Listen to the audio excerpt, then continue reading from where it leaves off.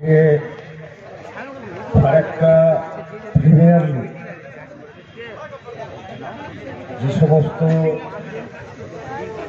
ক্রীড়াপ্রেমীরা, যে সমস্ত ফারাক্কা যুবকরা যারা অর্গানাইজ করছে, আমি তাদের সকলকে ধন্যবাদ জানাচ্ছি। তাদেরকে আমি হয়তো গত কালকে বকাবকি করেছি কিছু ঘটনার পরিপ্রেক্ষিতে, সরি। আমি বিষয়টা হচ্ছে ইনভাইট করার, এই জন্য বকাবকি করেছি যে একটু সময় মতো তো দিবে। আমি যখন আমাদের আজকের যিনি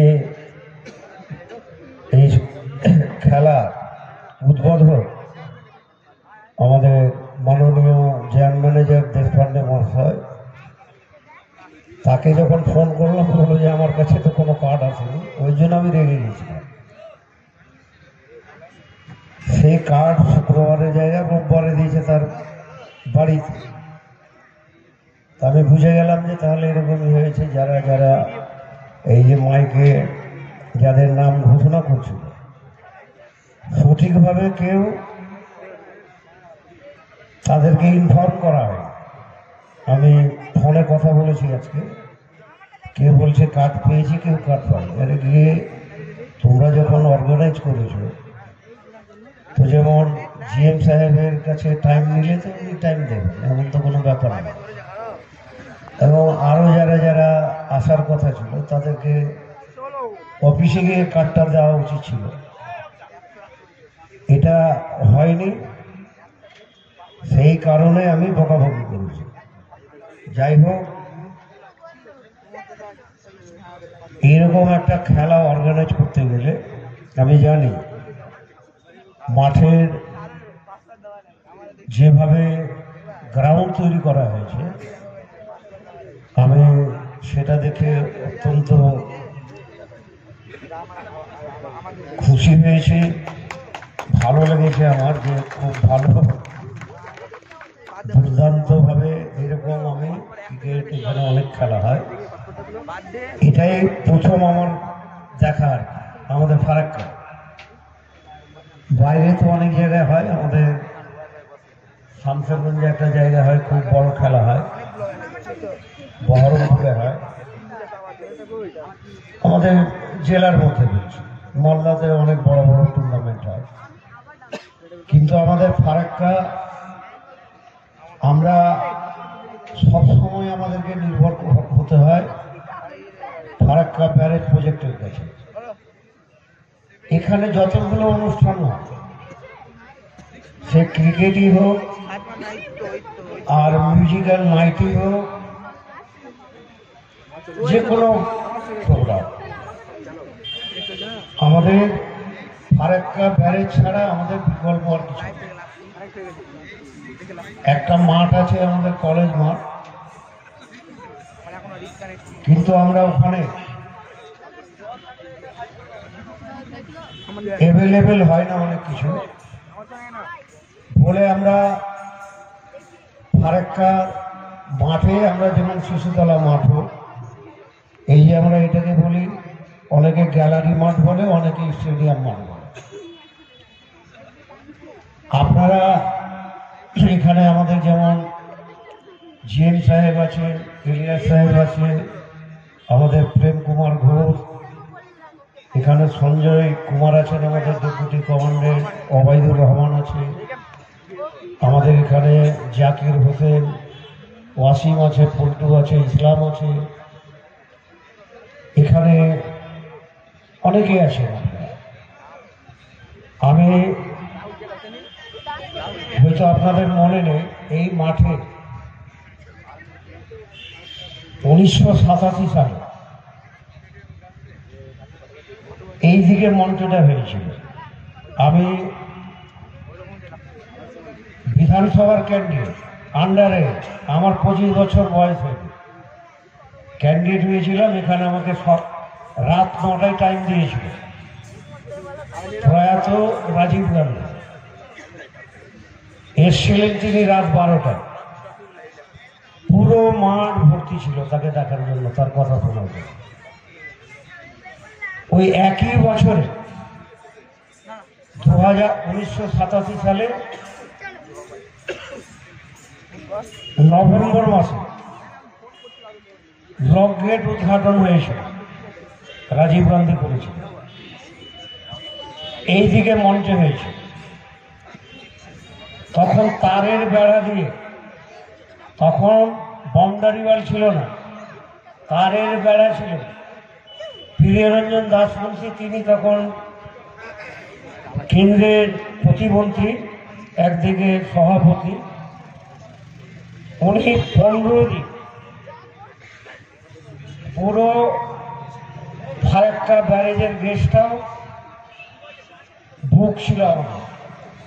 এখানে ফিল হোস্টেল থেকে শুরু করে গঙ্গা ভবন, এনটিপিসি সমস্ত বুক ছিল। রাতারাতি বললেন যেদিন রাজীব গান্ধী উদ্ঘাটন করবে, আবার পাবলিক মিটিং করবেন, মঞ্চটা ছিল এদিকে।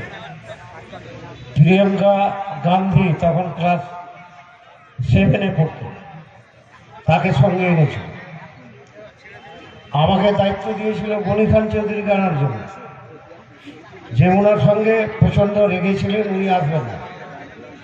প্রিয়দা বলল যে তোমাকেই দায়িত্ব দিতে হবে, তাকে রাজি করে এনেছিলাম। এই মঞ্চে সভাটা হয়েছিল।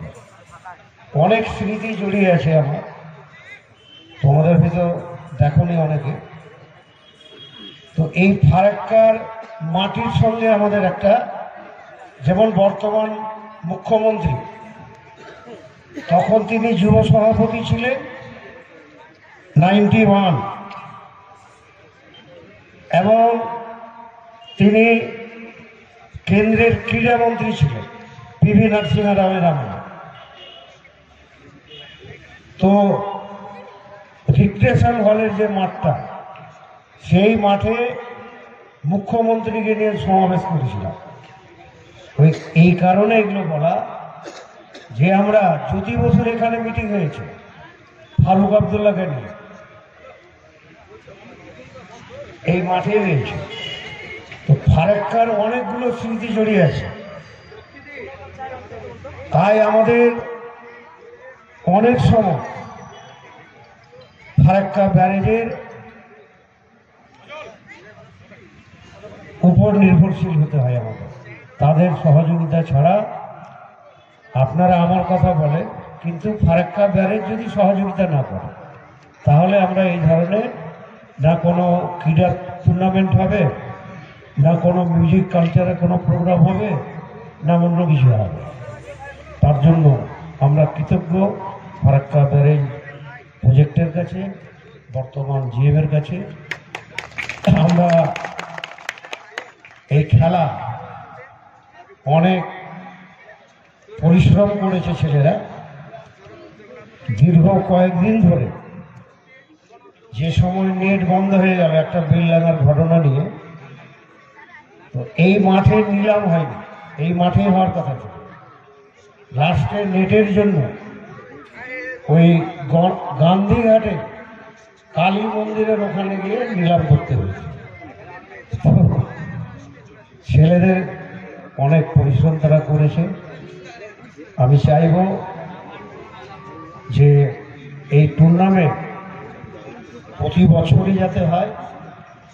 পারবে তো তোমরা? যে একবার করলাম আর পরের বার হলো না, এরকম যাতে না হয়। এখানে একটা ফুটবল টুর্নামেন্টও করে। আমি প্রত্যেকবার ওদেরকে বলি যে তোমরা একটু যদি বড় করে করতে পারো, তাহলে আমরা অনেক প্রাক্তন খেলোয়াড় যারা বাংলার হয়ে প্রতিনিধিত্ব করেছে, কেউ হয়তো ইস্ট বেঙ্গলে মোহনবাগানে প্রতিনিধিত্ব করেছে, তাদেরকেও আমরা আনতে পারি। কিছুই নাই, এমন বিশাল কিছু নেই। যেমন আমাদের চিন্তা ভাবনা আছে, আগামী 12ই জানুয়ারি আমাদের শিশুতলা ক্লাবে, সেদিন আবার স্বামী বিবেকানন্দের জন্মদিন। সেদিন শিশুতলা ক্লাবে যে টুর্নামেন্ট হয় আমাদের ক্রিকেট টুর্নামেন্ট, সেটার শুভ উদ্বোধন হবে। আর 23 জানুয়ারি প্রতিবারের মতো, যেটা নেতাজির জন্মদিন, নেতাজির মূর্তি যেটা ফারাক্কা ব্যারেজ প্রজেক্ট বানিয়েছে, সেখানে আমরা মাল্যদান করি। মাল্যদান করে আমরা খেলাটা শুরু করি প্রত্যেক বছর একই রকম। এবার অন্যরকম একটা ভাবনা চিন্তা আছে, জানি না, এখন আমি বলছি না। তবে যেটা আমাদের যুব উৎসব হয় ফারাক্কা ব্যারেজের নামে, সেই যুব উৎসবে আমরা ইতিমধ্যে ওটা 30-31 করছি।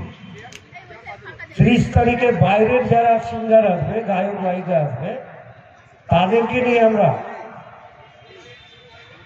30 ডিসেম্বর করব। আর 31 ডিসেম্বর হবে আমাদের অনেক লোকাল যারা নৃত্য পরিবেশন করে, বহু টিম আছে, ভালো ভালো ড্যান্সার নৃত্য হয়। আমি দেখেছি, আমি খুব অবাক হয়েছি যে ফারাক্কায় এতগুলো প্রতিভা আছে, অনেক প্রতিভা আছে। তাই তাদেরকে আমরা 31 তারিখ পুরো রাত দেবো তাদের।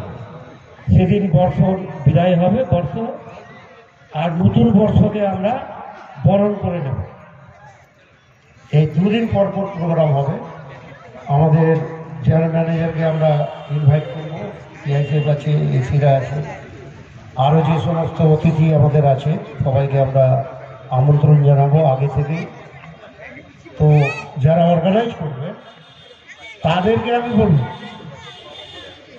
যে আগাম কার্ডটা যাতে অন্তত 2-4 দিন আগে দেওয়া হয়। তোমরা এর মুহূর্তে কার্ড দাও, এই ভুলটা যদি হয় এবার কিন্তু মার খাবে। তোমরা এবার বকাবকি হবে না, মার খাবে। এই ভুলটা যাতে না হয়, অন্তত 1 সপ্তাহ আগে না হলেও 4 দিন 5 দিন আগে সবাইকে ইনটিমেশন দেওয়া, জানানো। আমরা চাই যে আমাদের আপনাদের সহযোগিতা অবশ্যই প্রয়োজন। আপনাদের সহযোগিতা ছাড়া যারা দর্শকরা আছেন, ক্রীড়া প্রেমী আছেন, তাদের সহযোগিতা ছাড়া খেলা কোনোদিনই সফল করা যাবে না। অবশ্যই আপনাদের সহযোগিতা দরকার। আমি সকলকে আরেকবার, আমাদের জিএম সাহেব এবং অন্যান্য অতিথিরা যারা এসছেন, সকলকে আমার ভালোবাসা জানিয়ে, কৃতজ্ঞতা জানিয়ে, আমি সমস্ত খেলোয়াড় যারা এই টুর্নামেন্টে যারা অংশগ্রহণ করবে, তাদের খেলা অর্থাৎ খেলার মানটা যাতে ভালো হয়, তাদের যে পরিকল্পনা, এই টুর্নামেন্ট আমাদের অর্গানাইজার যারা, এদের পরিকল্পনা যেখান থেকে কিছু ভালো খেলোয়াড় এই ফারাক্কার মাটি থেকে আমরা তুলব, যারা জেলার মধ্যে বা রাজ্যের মধ্যে যাতে ফারাক্কার নাম উজ্জ্বল করে, তাই তো?